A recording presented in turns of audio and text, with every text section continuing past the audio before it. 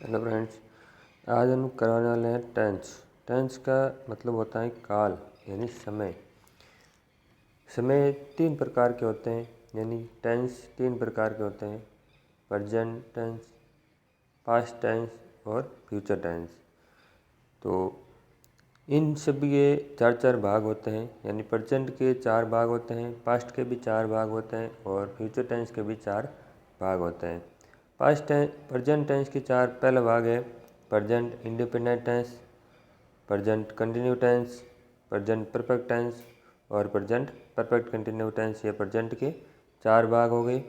अब पास्ट के चार भाग कौन कौन से हैं? तो यही सेम है: पास्ट इंडिपेंडेंट टेंस यानी past simple tense, past continue tense, past perfect tense और पास्ट परफेक्ट कंटिन्यू टेंस। और फ्यूचर के ये सेम भाग हो गए: फ्यूचर इंडिपेंडेंट यानी simple tense, future simple tense, future continue tense और फ्यूचर परफेक्ट टेंस और फ्यूचर परफेक्ट कंटिन्यू टेंस। तो ये तो हो गए टेंस के भाग, यानी कुल मिला के 12 भाग हो गए। हम इन 12 भाग के बारे में पूरी चर्चा करने वाले हैं, यानी हम पूरी संपूर्ण जानकारी इस 12 टेंस की एक साथ इसी एक ही वीडियो में आपको करवाने वाले हैं। एक ही क्लास में सब कुछ करवाएंगे। तो चलिए शुरू करते हैं। नंबर 1 है प्रेजेंट इंडिपेंडेंट टेंस यानी प्रेजेंट सिंपल टेंस। तो प्रेजेंट सिंपल टेंस की क्या क्या विशेषताएं हैं, क्या इसके नियम हैं, क्या मतलब सेंटेंस में क्या करना होता है, क्या वर्ब की फर्स्ट फॉर्म होती है, सेकंड फॉर्म होती है, थर्ड फॉर्म होती है, क्या हेल्पिंग वर्ब होती हैं। और 3 तरह के वाक्य होते हैं, यानी एफर्मेटिव वाक्य और इंट्रोगेटिव वाक्य, नेगेटिव वाक्य और इंट्रोगेटिव एंड नेगेटिव वाक्य। इन सब की हम चर्चा करेंगे ताकि आपको इस एक ही क्लास में आपके सारे टेंस के जो भी डाउट्स हैं सब क्लियर हो जाए। एडवर्ब्स वगैरह सारी हम इसी टेंस में मतलब आपको करवाएंगे। तो चलिए शुरू करते हैं। इस टेंस की हिंदी पहचान क्या है कि वाक्य के अंत में ता है, ती है, ते है इत्यादि शब्द आते हैं, यानी वो राम घर जाता है, वो खाना खाता है, वो सो रहा है, सोता है, सो रहा तो कंटिन्यू हो गया। तो इस प्रकार जैसे ता है, ती है, वो घर जाती है, वो रोता है, वो सोते हैं। तो इस प्रकार के जो भी सेंटेंस होते हैं हिंदी में, तो उसकी हिंदी में पहचान यही है कि उसके वाक्य के अंत में ता है, ती है ऐसे वर्ड आने चाहिए। तो पहले है एडवर्ब्स। तो एडवर्ब्स कौन कौन से हैं? तो ये इंग्लिश की पहचान होती है एडवर्ब्स। एडवर्ब्स का मतलब होता है जो इंग्लिश में वाक्य में कैसे पहचान करें कि ये प्रेजेंट सिंपल का है, इंडिपेंडेंस का है, या मतलब कंटिन्यू का है, परफेक्ट का है, परफेक्ट कंटिन्यू का है, या कौन से पास्ट का है, फ्यूचर का है या प्रेजेंट का है। तो ये भी हम इसी से पता चलता है। तो एडवर्ब्स है पहली: always, often, daily, regularly, seldom, never, generally, frequently, occasionally, rarely, hardly, scarcely, in the morning, in the morning, in the evening, in the मतलब जो भी इन दे से शुरू होने वाले सेंटेंस। एवरी या ईच, एवरी या ईच के बाद में एवरी या ईच डे, एवरी या ईच वीक, एवरी या each month, every each year. Time जो भी पीरियड और टाइम कोई भी हो, जैसे संडे, मंडे और भी कुछ, जनवरी, फरवरी ऐसा कुछ भी हो, तो वो वंस ए डे यानी once a day, week, universal truth. यूनिवर्सल ट्रूथ मतलब जो सार्वभौमिक सत्य होते हैं ऐसे तथ्य। और साइंटिफिक ट्रूथ यानी जो साइंटिफिक ट्रूथ होते हैं, जो मान लो साइंस में जो फैक्ट हो गया तो वो उसको हम चेंज नहीं कर सकते। तो ऐसे जो वाक्य हैं। और हैबिचुअल वाक्य, जो हैबिचुअल वाक्य यानी जिसकी किसी की आदत हो, वो हमेशा उठते ही रोता है, वो उठते ही मंदिर जाता है, वो उठते ही धरती को प्रणाम करता है। तो ये सारे उसकी हैबिट हो गई। तो हैबिचुअल वो जो भी वाक्य होते हैं वो भी प्रेजेंट इंडिपेंडेंट टेंस में आते हैं। और प्रोवर्ब्स, तो ये सारे हैं वो इंग्लिश में पहचान है प्रेजेंट सिंपल टेंस की यानी इंडिपेंडेंट टेंस की। तो इसके नियम हैं वो भी हम एक बार चेक कर लेते हैं। तो इस टेंस में हमेशा वर्ब की फर्स्ट फॉर्म के साथ एस या ई एस का प्रयोग होगा। तो वो किस में होगा? एफर्मेटिव सेंटेंस में। एफर्मेटिव सेंटेंस में वर्ब की फर्स्ट फॉर्म का यूज होगा और साथ में वर्ब के साथ में एस या ई एस का यूज होगा। ये बिल्कुल आपको ध्यान रखना है। वर्ब के साथ एस या ई एस लगा हो तो आपको फिक्स है ये परफेक्ट टेंस का है, प्रेजेंट सिंपल टेंस के परफेक्ट टेंस का वाक्य है। ठीक है। तब सेकेंड नंबर रूल है, इस टेंस में अफर्मेटिव सेंटेंस में किसी प्रकार की हेल्पिंग वर्ब का प्रयोग नहीं होता है, यानी कोई भी हेल्पिंग वर्ब का प्रयोग अफर्मेटिव सेंटेंस में नहीं होता है। तो ये भी आपको बिल्कुल ध्यान रखना है। और नेगेटिव और इंट्रोगेटिव सेंटेंस में डू या डज हेल्पिंग वर्ब का प्रयोग होता है। आवश्यकता अनुसार डू या डज का प्रयोग होता है। तो डू का प्रयोग होता है सिंगुलर नाउन में और डज का प्रयोग होता है प्लूरल नाउन में। ये भी आपको ध्यान रखना है। और वर्ब की फर्स्ट फॉर्म के साथ एस या ई एस भी कब लगेगा, जब प्लूरल नाउन हो तो ही उसके साथ एस या ई एस का प्रयोग होगा, वरना नहीं होगा। वो भी हम आपको आगे बताएंगे कि कैसे होगा कैसे नहीं होगा। ठीक है, तो इसका फॉर्मूला है सब्जेक्ट प्लस वर्ब की फर्स्ट फॉर्म प्लस एस या ई एस प्लस ऑब्जेक्ट, यानी सब्जेक्ट फिर उसके बाद में वर्ब की फर्स्ट फॉर्म का यूज होगा, सीधे हेल्पिंग वर्ब नहीं आएगी, और एस या ई एस के साथ ऑब्जेक्ट आ जाएगा। वर्ब की फर्स्ट फॉर्म के साथ एस या ई एस फिर ऑब्जेक्ट। जैसे राम गीत गाता है, तो राम सिंग्स ए सॉन्ग, तो इसके साथ यानी राम सिंगल है तो इसके अंदर यानी सिंगल है, इसके कारण इसके साथ एस या ई एस लग रहा है, यानी प्लूरल बनाना होता है। और हम सड़क पर दौड़ते हैं, तो वी रन्स ए रोड, यानी यूनिवर्सल ट्रूथ वाले वाक्य है, वो भी हम चेक कर लेते हैं। तो the sun rises in the east, यानी सूर्य पश्चिम में उदय होता है, अस्त होता है, जो भी ऐसे वाक्य होते हैं। तो ऐसे वाक्यों में हमेशा प्रेजेंट सिंपल टेंस का यानी इंडिपेंडेंट टेंस का ही यूज होता है, कोई दूसरे टेंस का यूज नहीं किया जाता है। नेक्स्ट क्वेश्चन है the earth move around the sun, यानी पृथ्वी सूर्य के चारों ओर चक्कर लगाती है, तो ये बिल्कुल सही है। तो ये फैक्ट हो गए। तो ऐसे जो भी कोई फैक्ट होता है तो फैक्ट में प्रेजेंट सिंपल टेंस यानी इंडिपेंडेंट टेंस का ही यूज होता है। यदि रिक्त स्थान के बाद कॉम्प्लीमेंट्री हो या किसी नाउन का प्रयोग हुआ हो तो उस वहाँ पर आवश्यकता अनुसार इजारम का प्रयोग भी होता है। तो इजारम का प्रयोग भी हो सकता है, पर लेकिन उसकी कंडीशन है कि इस रिक्त स्थान यानी जो भी रिक्त स्थान दिया होता है वर्ब, तो वर्ब के बाद में या तो कॉम्प्लीमेंट्री होना चाहिए या किसी नाउन का प्रयोग होना चाहिए, तो वहाँ पर आवश्यकता अनुसार इजमार लग सकता है। जैसे ही इज ए टीचर, यानी इसमें कॉम्प्लीमेंट्री हो गया, इसमें वर्ब यानी जो फिल इन द ब्लैंक्स थी उसके बाद में ये नाउन हो गया। नाउन एक टीचर एक नाउन की संज्ञा है। आई एम ए डॉक्टर, जैसे मैं एक डॉक्टर हूँ, तो इसमें वर्ब का प्रयोग नहीं हुआ है। यदि वाक्य में मॉडल जैसे can, could, will, would, shall, should, may, might, must, need, dare, ought to, use to, इस प्रकार के जो भी सेंटेंस में वर्ड आते हैं इंग्लिश में, तो मॉडल के बाद हमेशा वर्ब की फर्स्ट फॉर्म ही आती है, ये आपको ध्यान रखना है। तो जैसे he can do this work, your sister could being some fruits for me, तो ये सारे जो वाक्य होते हैं प्रेजेंट सिंपल टेंस के ही होते हैं। नेक्स्ट क्वेश्चन है वुल्ड रेदर और हैड बेटर, इनके बाद में वर्ब की फर्स्ट फॉर्म ही आती है, यानी इसमें भी प्रेजेंट सिंपल टेंस का ही यूज होता है। जैसे you had better go to your house, यानी अच्छा होगा तुम घर चले जाओ। I would rather sell this land, तो इस प्रकार के जो भी वाक्य होते हैं प्रेजेंट सिंपल के होते हैं और ये भी अफर्मेटिव के थे। अब हम करते हैं नेगेटिव में। तो नेगेटिव में क्या क्या चेंजेज होगा, तो हम वही सेम फॉर्मूला है, उसके अंदर हमने क्या चेंज किया है वो हम आपको बताएंगे कि सब्जेक्ट प्लस डू या does plus not plus verb की फर्स्ट फॉर्म प्लस ऑब्जेक्ट। उसमें क्या था, सब्जेक्ट प्लस वर्ब की फर्स्ट फॉर्म के साथ एस या ई एस और उसके बाद ऑब्जेक्ट। तो इसमें हमने क्या जोड़ा है, डू या डज जोड़ा है। तो हेल्पिंग वर्ब क्या हो गई, डू या डज हो गई, और आगे आ गया नॉट, यानी हेल्पिंग वर्ब के जस्ट बाद में नॉट आएगा और फिर बाद में वर्ब की फर्स्ट फॉर्म के साथ ऑब्जेक्ट आ जाएगा। अब इसमें जो भी वाक्य है इसके कौन कौन से वाक्य बन सकते हैं ऐसे, तो नेगेटिव के वाक्य he does not go to school rarely, I do not wash daily. तो ये इस प्रकार के जो वाक्य है नेगेटिव के होते हैं। अब इंट्रोगेटिव सेंटेंस भी चेक कर लेते हैं। तो इंट्रोगेटिव सेंटेंस के जो भी फॉर्मूला है वो भी बता देते हैं आपको। तो डू या डज से शुरू होता है, यानी हेल्पिंग वर्ब से जो भी इंट्रोगेटिव वाक्य होते हैं तो वो सारे ही वाक्य कोई भी टेंस का हो वो हेल्पिंग वर्ब से ही शुरू होगा या डब्ल्यू एच वर्ड से शुरू होगा। तो WH वर्ड के बाद भी सबसे पहले हेल्पिंग वर्ब आएगी, ना कि सब्जेक्ट आएगा। तो डू या does plus subject plus verb की फर्स्ट फॉर्म के साथ ऑब्जेक्ट प्लस क्वेश्चन मार्क चिन्ह, ये आपको बिल्कुल ध्यान रखना है कि क्वेश्चन मार्क चिन्ह ऑब्जेक्ट के बाद आएगा, ये फिक्स है। यानी अंतिम में क्वेश्चन मार्क चिन्ह होना चाहिए तो ही वो इंटरोगेटिव सेंटेंस माना जाता है, वरना उसमें ग्रामरी त्रुटि मानी जाती है।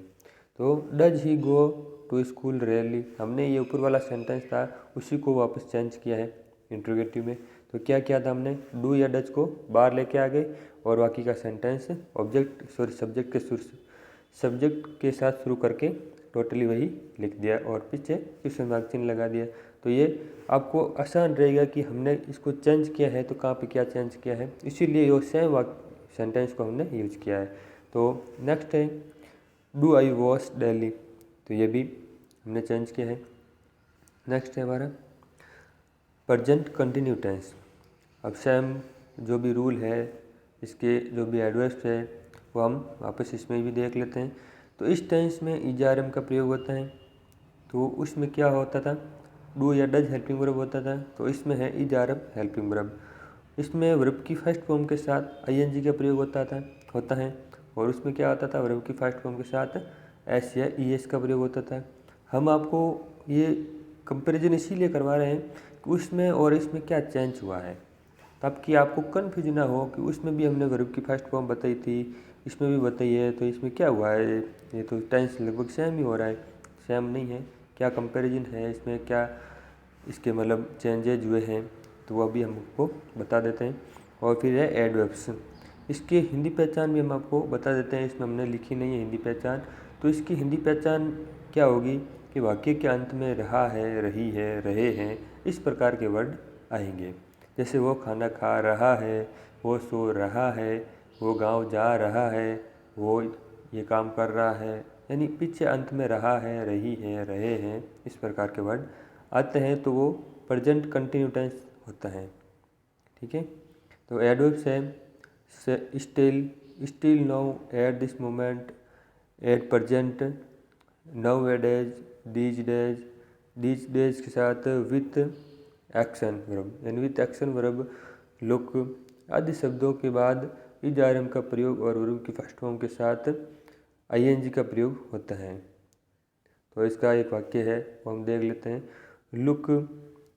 Look the children is playing in the garden, यानी देखो बच्चे गार्डन में खेल रहे हैं। तो खेल रहे हैं तो इसका मतलब प्रेजेंट कंटिन्यू टेंस होगा।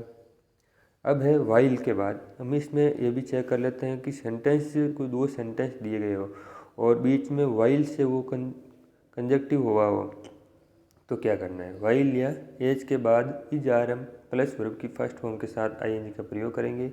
यदि सहायक वाक्य प्रेजेंट टेंस का हो, यानी जो सहायक जो वाक्य होता है पास वाला वो भी प्रेजेंट टेंस का ही होना चाहिए, तो ही ऐसा हो सकता है। तो सी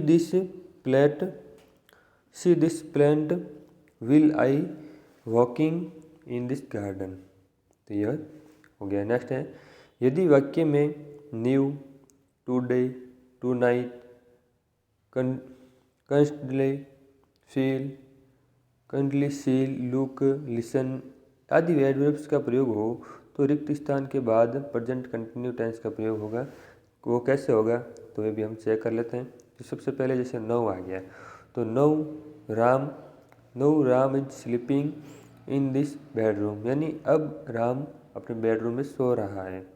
नेक्स्ट है we are going to cinema tonight, यानी हम आज रात को सिनेमा देखने जा रहे हैं। नेक्स्ट है are you cooking food today, ये हो गया इंट्रोगेटिव का। Jahan is coming here no, he is looking for a job at present, यानी ये सारे जो मतलब सेंटेंस में जो भी वर्ड आ रहे हैं वो हम आपको अलग अलग सेंटेंस के बता रहे हैं। जैसे इसमें 4th नंबर में नाउ आ गया है और ऊपर वाले में ये 3rd नंबर में टुडे आ गया है, तो ये सारे वर्ड आपको टू नाइट आ गया है, ये सारे आपको ध्यान रखना है। तो ऐसे वर्ड जो भी इसमें वाक्य में दिखे तो वो प्रेजेंट कंटिन्यू टेंस का वाक्य होगा। नेक्स्ट है look they are playing in the ground, ये भी सारे प्रेजेंट कंटिन्यू टेंस के होते हैं। नेक्स्ट है यदि पहला वाक्य आदेशात्मक हो, यानी उसमें कुछ आदेश देने के सिग्नेचर मिल रहे हो या इंस्ट्रक्शन मिल रहे हो, तो वो भी आपको इम्प्रोमेटिव हो तो दूसरे वाक्य में प्रेजेंट कंटिन्यू टेंस होगा, यानी उसके बाद वाला जो भी वाक्य होगा तो उसके अंदर प्रेजेंट कंटिन्यू टेंस का प्रयोग होगा। तो जैसे कैसे होगा, लेट मी गो होम, ये लेट मी गो होम यानी तुम घर चले जाओ। आई एम गेटिंग लेट, यानी मैं देर से आऊँगा। Please don't make a noise, mother is sleeping, यानी मदर सो रही है, उसको डिस्टर्ब नहीं करना है। नेक्स्ट है keep quiet we are listening to radio, यानी हम रेडियो सुन रहे हैं। और इसके पहले वाला वाक्य जो आदेशात्मक है। नेक्स्ट है don't get now the rain is moving, तो ये अब है नेगेटिव में इसका सबसे पहले फॉर्मूला देखते हैं। Subject plus is are am plus verb की फर्स्ट फॉर्म के साथ ING प्लस ऑब्जेक्ट, इसका ये फॉर्मूला ये नहीं होगा, यानी नेगेटिव के अंदर इज आर एम के बाद में नॉट आएगा। तो यहाँ पर subject plus is are am plus not plus verb की फर्स्ट फॉर्म प्लस ऑब्जेक्ट होगा। ये आपको करेक्शन करना है। जो भी करेक्शन होंगे कहीं पे तो हम आपको बताते चलेंगे साथ में, तो आपको ध्यान में रखना है। तो नेक्स्ट है अब इसके वाक्य देख लेते हैं कि नेगेटिव के वाक्य कैसे बनते हैं। तो सबसे पहला वाक्य है कि Ram is not going to Jodhpur, यानी राम जोधपुर नहीं जा रहा है। नेक्स्ट है I am not working in school, यानी मैं इस स्कूल में काम नहीं कर रहा हूँ। नेक्स्ट है you are not helping to poor, तुम गरीबों की मदद नहीं कर रहे हो। नेक्स्ट है इंट्रोगेटिव सेंटेंस, यानी इंट्रोगेटिव के अंदर किस प्रकार के सेंटेंस बनते हैं वो भी हम आपको बता देते हैं। तो सबसे पहले हम फॉर्मूला बताएंगे आपको। तो फॉर्मूला क्या होगा, is are am plus subject plus verb की फर्स्ट फॉर्म प्लस ऑब्जेक्ट। तो हमने पहले ही बताया था कि हेल्पिंग वर्ब के साथ इंट्रोगेटिव सेंटेंस शुरू होते हैं। तो ये फॉर्मूला है, थोड़ा सा इसमें भी करेक्शन करना पड़ेगा क्योंकि इसमें ऑब्जेक्ट के बाद में क्वेश्चन मार्क चिन्ह नहीं लगा हुआ है, तो क्वेश्चन मार्क चिन्ह इसमें भी लगेगा। PDF बनाई तो हमने खुद नहीं है, पर लेकिन कोई करेक्शन या त्रुटि रहना स्वाभाविक है, तो वो हम करेक्शन है वो आपको करवा देते हैं अभी। नेक्स्ट है I am working in school, यानी am I working in school, यानी क्या मैं इस स्कूल में काम कर रहा हूँ। नेक्स्ट है are you helping the poor, क्या तुम गरीबों की मदद कर रहे हो। नेक्स्ट है is Ram going to Jodhpur, क्या राम जोधपुर जा रहा है। तो इस प्रकार जो भी सेंटेंस होते हैं वो इंट्रोगेटिव में होते हैं प्रेजेंट कंटिन्यू टेंस में। नेक्स्ट होगा present perfect tense. Present perfect tense में हिंदी पहचान क्या होती है कि वाक्य के अंत में जो भी हिंदी वाक्य होते हैं उनके अंत में चुका है, चुकी है, चुके हैं इत्यादि शब्द आते हैं। जैसे वह घर जा चुका है, यानी उसके अंदर प्रेजेंट में है पर लेकिन वो एफर्मेटिव के अंदर वो चुका है, यानी वो घर जा चुका है, वो सो चुका है, वो ये काम कर चुका है, वो जोधपुर जा चुका है, वो घर आ चुका है। जैसे भी ऐसे भी जो वाक्य होते हैं वो सारे प्रेजेंट परफेक्ट कंटिन्यू टेंस के होते हैं। तो इसका एडवर्ब्स है वो देख लेते हैं। तो एडवर्ब्स क्या है, just, already, every, never, yet, so far, recently, lately, to now, just now, these morning, these month इत्यादि जो वर्ड होते हैं एडवर्ब्स में आते हैं। और इसकी मतलब इसका नियम है एक कि इसके हेल्पिंग वर्ब के साथ हेल्पिंग वर्ब हैज या हैव का प्रयोग होगा और हेल्पिंग वर्ब के साथ वर्ब की थर्ड फॉर्म का यूज होगा। तो हैज़ कब आएगा और हैव कब आएगा वो भी हम आपको बता देते हैं। तो हैज़ है वो सिंगुलर नाउन के साथ आएगा और हैव है वो प्लूरल नाउन के साथ आएगा, ये आपको ध्यान रखना है। नेक्स्ट अब फॉर्मूला हो गया, फॉर्मूला वापस बता देते हैं। सब्जेक्ट प्लस हैज़ या हैव प्लस वर्ब की थर्ड फॉर्म, यानी वर्ब की थर्ड फॉर्म का यूज होगा और ऑब्जेक्ट का वर्ब की थर्ड फॉर्म के बाद में ऑब्जेक्ट आएगा। तो अब है सेंटेंस चेक कर लेते हैं अफर्मेटिव के। तो अफर्मेटिव सेंटेंस है Ram has gone to Jodhpur, Ram Jodhpur जा चुका है। We have played in ground, हम इस ग्राउंड में खेल चुके हैं। नेक्स्ट है I have run on this road, यानी मैं इस रोड पे चल चुका हूँ या दौड़ चुका हूँ, चल चुका हूँ। नेक्स्ट है एग्जाम्पल विथ वर्ब्स, यानी वर्ब ऐसे एग्जाम्पल जिसके अंदर वर्ब का यूज हुआ हो। जैसे I have just taken dinner, यानी इसके अंदर जस्ट आ गया। जस्ट यानी अभी, अभी अभी मैंने खाना या डिनर किया है या कर चुका हूँ, मैं अभी अभी डिनर कर चुका हूँ। और आई के साथ भी हैव का प्रयोग, यानी आई सिंगुलर नाउन है फिर भी इसके साथ हैव आएगा, ये आपको ध्यान रखना है। नेक्स्ट है I have never seen him working, यानी ये तो प्रेजेंट परफेक्ट कंटिन्यू टेंस का सेंटेंस तो नहीं है ना, नहीं है। प्रेजेंट परफेक्ट कंटिन्यू में क्या होगा, सिंस या फॉर के साथ टाइम आएगा। इसके अंदर नेवर आया है, नेवर एडवर्ब से इसकी। नेक्स्ट है they have not finish their work yet, ये भी येट इसकी एडवर्ब होगी, यानी ये भी प्रेजेंट परफेक्ट कंटिन्यू टेंस का होगा। नेक्स्ट है mister Sharma has recently returned from America, यानी मिस्टर शर्मा है वो अमेरिका से रिसेंटली यानी अभी भी लौट चुके हैं। नेक्स्ट है they have already finished their work, यानी हम ऑलरेडी वो काम कर चुके हैं। नेक्स्ट है she has gone with her father just now, यानी तुम्हारे पिताजी अभी भी जा चुके हैं।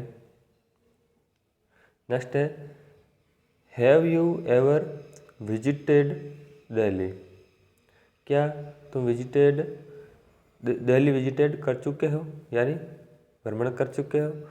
अब है negative sentence I have not yet so just taken dinner, यानी मैं अभी अभी डिनर नहीं कर चुका हूँ।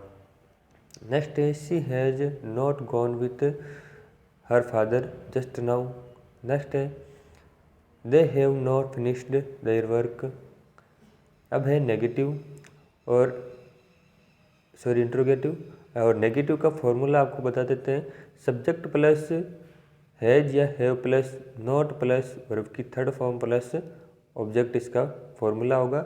और नेगेटिव का फॉर्मूला क्या होगा, पहले फॉर्मूला ही बताते हैं आपको। तो हैज या have plus subject plus verb की third form plus object plus question mark आएगा, तो ये है इंटरोगेटिव का फॉर्मूला। तो इसको आप नोट डाउन कर लेना। तो अब हम करते हैं आई हैव, इसके सेंटेंस बताते हैं।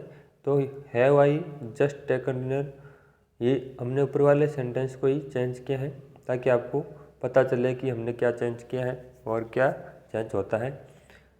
नेक्स्ट है has she gone with their father just now, have they finished their work. तो ये थे सेंटेंस। अब है present perfect continue. Present perfect continue को थोड़ा सा समझना पड़ेगा आपको। हमारे जो टेंस होते हैं इसके अंदर एक तो परफेक्ट टेंस को और एक सिंपल टेंस को, यानी इंडेफिनिट टेंस को, तीनों वाक्यों में तीनों टेंस में इन दो टेंस को आपको समझना पड़ेगा। बाकी वाले तो आपको आसानी से समझ में आ ही जाएंगे, परफेक्ट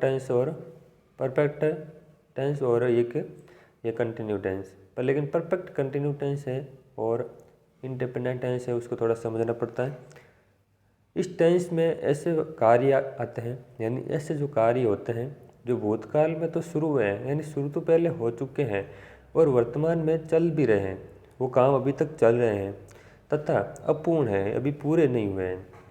ऐसे कार्य के लिए प्रेजेंट परफेक्ट कंटिन्यू टेंस का प्रयोग होता है, यानी उसके लिए प्रेजेंट परफेक्ट कंटिन्यू टेंस का यूज करना पड़ता है।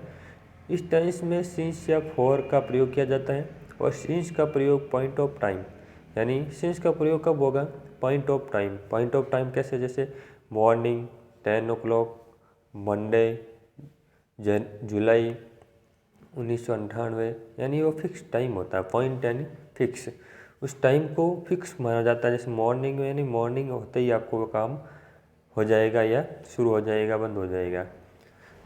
और फॉर का प्रयोग होता है पीरियड ऑफ टाइम, यानी उसका एक टाइम पीरियड होता है। जैसे 1 घंटा, तो 1 घंटे का टाइम होता है, एक पीरियड होता है, टाइम पीरियड। और नेक्स्ट है जैसे मान लो 3 days, ये एक टाइम पीरियड हो गया। 2 week, यानी 2 हफ्ते का पूरा टाइम हो गया। ए लॉन्ग टाइम, यानी एक लंबे समय, तो ये भी एक पीरियड और टाइम हो गया। इसके साथ क्या आएगा? फॉर आएगा। अब नेक्स्ट है, इस टेंस में मुख्य क्रिया की फर्स्ट फॉर्म प्लस ing का प्रयोग होगा। तो इसके अंदर क्या होगा कि हेल्पिंग वर्ब, ये मेन वर्ब होती है, उसके फर्स्ट फॉर्म के साथ ing का प्रयोग होता है।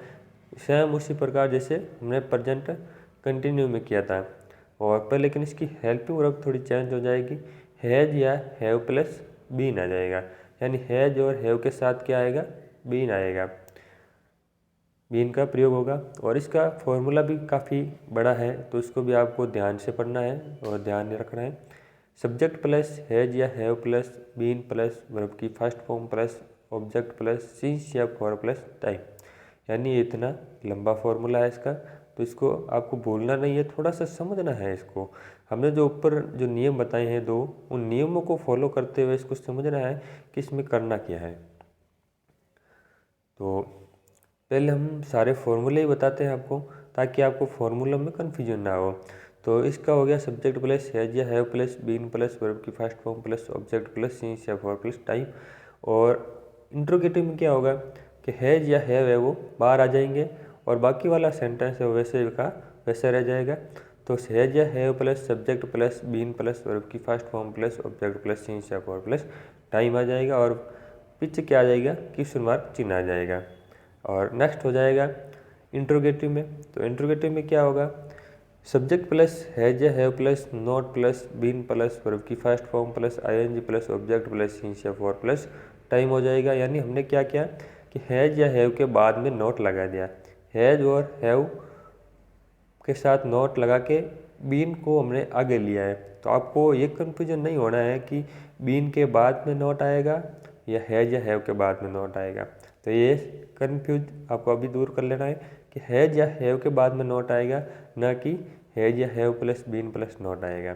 ठीक है। अब है interrogative sentence. Interrogative negative sentence. इसमें इंट्रोगेटिव और नेगेटिव दोनों साथ में हो तो कैसे करना है, कहाँ पे नोट लगाना है, कहाँ, क्यों हेल्पिंग वर्ब बाहर आ जाएगी, तो हेल्पिंग वर्ब के बाद में नोट लगता है, तो यहाँ पे तो हेल्पिंग वर्ब भी बाहर आ गई, तो फिर क्या करना होगा? तो ऐसे में हमें क्या करना है, जैसे हेल्पिंग वर्ब बाहर आ गई हैज या have plus subject plus note, यानी सब्जेक्ट के जस्ट बाद में ही आपको नोट लगा देना है। कोई भी इंट्रोगेटिव नेगेटिव सेंटेंस हो, किसी भी टेंस का हो, तो आपको सब्जेक्ट के बाद में नोट लगा देना है। हैज या हैव जैसे बाहर आ गए, subject plus not plus been plus verb की फर्स्ट फॉर्म के साथ ing plus object plus since या फॉर प्लस टाइम, ये इसका इंट्रोगेटिव नेगेटिव का सेंटेंस हो गया, फार्मूला हो गया। अब हम देखते हैं थोड़े से एग्जाम्पल, और हम आपको इस एग्जाम्पल की पहचान भी करवाएंगे कि इसके अंदर कैसे पहचान होगी, या कौन से ये मतलब एफर्मेटिव का है, इंट्रोगेटिव का है, नेगेटिव का है, वो हम कैसे पता करेंगे, वो भी हम आपको बताने वाले हैं। तो I have been living in this house for 5 years, यानी हम इस रूम या इस होम में या घर में पिछले 5 साल से रह रहे हैं। तो ये क्या हो गया? एफर्मेटिव का सेंटेंस हो गया। I has been running since morning, मैं सुबह से ये it has been since morning, यानी ये सुबह से दौड़ रहा है या रनिंग कर रहा है। नेक्स्ट है she has not been composing some music for a long time. Next है ये थर्ड नंबर हो गया नेगेटिव का। अब है एफर्मेटिव का सेंटेंस चेक करते हैं। Have they been waiting for me since morning.